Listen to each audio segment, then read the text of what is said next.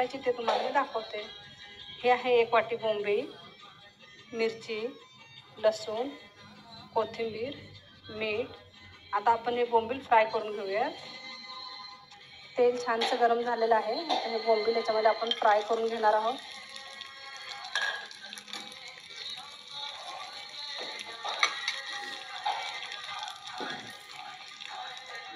बोंबील छानसे brown झालेले आहेत तळून.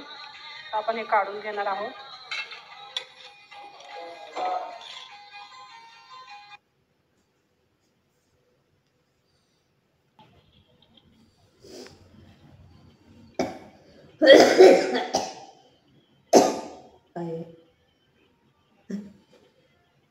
तिकडे काय चालू आहे का?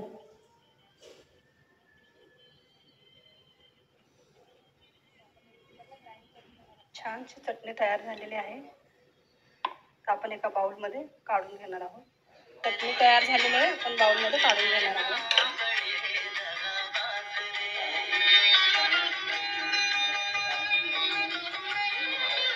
आता किती सगळं पाहू शकता किती मस्त चटणी तयार झालेली आहे.